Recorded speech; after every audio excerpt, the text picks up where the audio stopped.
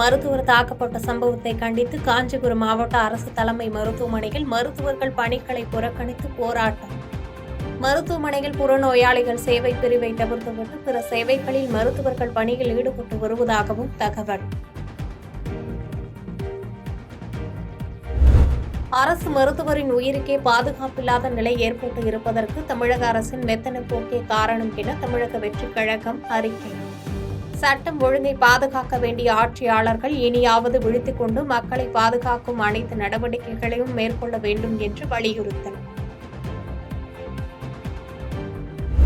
மருத்துவர்களுக்கு பணி பாதுகாப்பு இல்லை என்பது மருத்துவருக்கு கத்திக்குத்து சம்பவத்தின் மூலம் உறுதியாகியுள்ளது என்று பாமக நிறுவனர் ராமதாஸ் கண்டனம். இனிவரும் காலங்களில் இதுபோன்ற சம்பவங்கள் நடக்காமல் இருக்க நடவடிக்கை எடுக்க வேண்டும் என்று தமிழக அரசுக்கு வலியுறுத்தல்.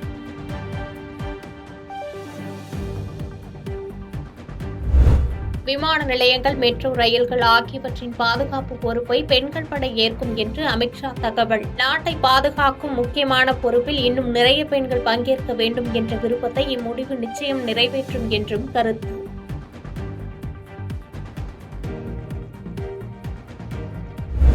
கர்நாடக அரசை கவிழ்க்க நினைக்கும் பாஜக, காங்கிரஸ் சட்டமன்ற உறுப்பினர்கள் 50 பேருக்கு தலா ரூபாய் 50 கோடி தருவதாக விலை பேசியதாக கர்நாடக முதலமைச்சர் சித்தராமையா குற்றச்சாட்டு. அதற்கு காங்கிரஸ் சட்டமன்ற உறுப்பினர்கள் யாரும் ஒப்புக்கொள்ளாததால் தன் மீது வழக்குகளை பதிவு செய்து வருவதாகவும் பரபரப்பு பேட்டி.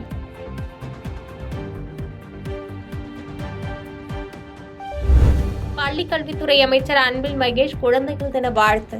குழந்தைகளின் கல்வியோடு சேர்த்து அவர்களின் தனித்திறமைகளையும் போற்றி வளர்ப்போம் என்று வலைதள பதிவு.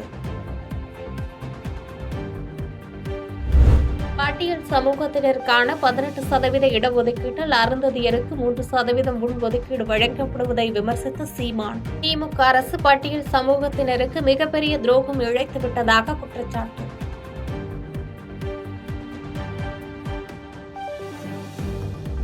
தேசிய தலைநகர் டெல்லியின் பல பகுதிகளில் மிக மோசமடைந்தது காற்றின் தரம். அக்ஷர்தாம் கோயில் மற்றும் அதை சுற்றியுள்ள பகுதிகளில் அடர்த்தியான புகைமூட்டம் சூழ்ந்ததால் வாகன ஓட்டிகள் அவதி.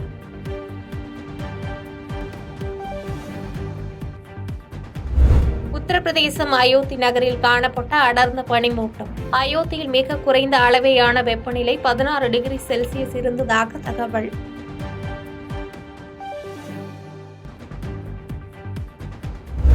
அமெரிக்க அதிபர் ஜோ பைடன் மற்றும் புதிய அதிபராக தேர்வு செய்யப்பட்ட ட்ரம்ப் உள்ளிட்டோர் வெள்ளை மாளிகையில் சந்திப்பு. வரும் ஜனவரி 20ஆம் தேதி சுமூகமான முறையில் அதிகார ஒப்படைப்பு நடைபெற இருவரும் உறுதி.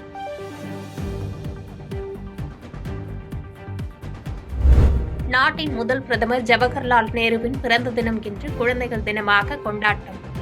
இல்லம்தோறும் கலகலப்பை ஏற்படுத்தும் குழந்தைகளுக்காக நாடு முழுவதும் பள்ளிகளில் பல்வேறு நிகழ்ச்சிகள்.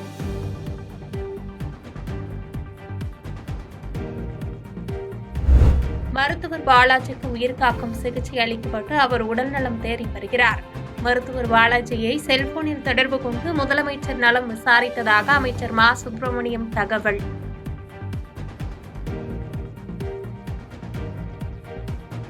கிண்டி மருத்துவமனையில் மருத்துவரை கத்தியால் குத்திய இளைஞரை கைது செய்து 7 பிரிவுகளில் வழக்கு பதிவு செய்தது காவல்துறை.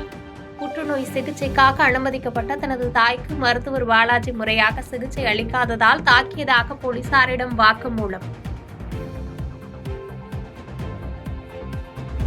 சென்னை கிண்டி அரசு மருத்துவமனை மருத்துவர் பாலாஜியை கத்தியால் குத்திய விக்னேஷை சிறையில் அடைக்க உத்தரவு. 15 நாள் நீதிமன்ற காவலில் சிறையில் அடைக்க உத்தரவிட்டார் சைதாப்பேட்டை நீதிமன்ற நீதிபதி சுப்பிரமணியன். சபரிமலை ஐயப்பன் கோயிலில் மண்டல கால பூஜைக்காக நாளை நடை திறப்பு. பம்பை, ஹில்டாப், சக்குப்பாலம் உள்ளிட்ட இடங்களில் வாகனங்களை நிறுத்த அனுமதியால் பக்தர்கள் மகிழ்ச்சி.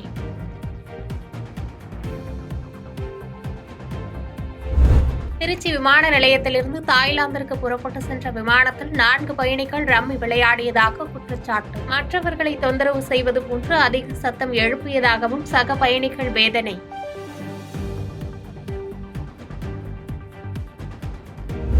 கன்னியாகுமரி மாவட்டத்தில் குண்டும் குழியுமாக சாலைகள் காணப்படுவதாக கூறி பாஜகவினர் ஒப்பாரி வைத்து போராட்டம் நடத்தினர். மழையையும் பொருட்படுத்தாமல் சாலையில் அமர்ந்து ஒப்பாரி வைத்த பாஜகவினர் இறுதியாக ஆம்புலன்ஸ் வாகனத்தில் பாடையை ஏற்றி அனுப்பி வைத்தனர்.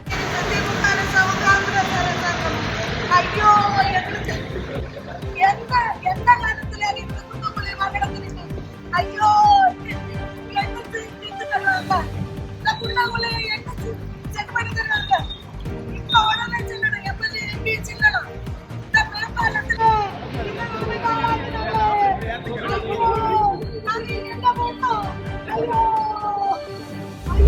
கடலூர், மயிலாடுதுறை, நாகப்பட்டினம், தஞ்சாவூர் உள்ளிட்ட 21 மாவட்டங்களிலும் ஓரிரு இடங்களில் இன்று கனமழைக்கு வாய்ப்பு. தமிழ்நாட்டில் ஒரு சில இடங்களில் வரும் 19ஆம் தேதி வரை மழை தொடரக்கூடும் என்றும் வானிலை மையம் கணிப்பு.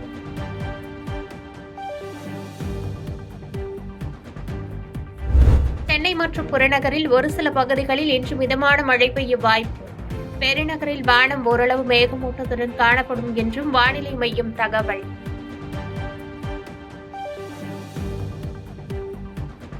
செய்பவரை கண்டால் நாம் பயங்கொள்ளலாகாது பாப்பா, மோதி மிதித்து விடு பாப்பா, அவர் முகத்தில் உமிழ்ந்து விடு பாப்பா.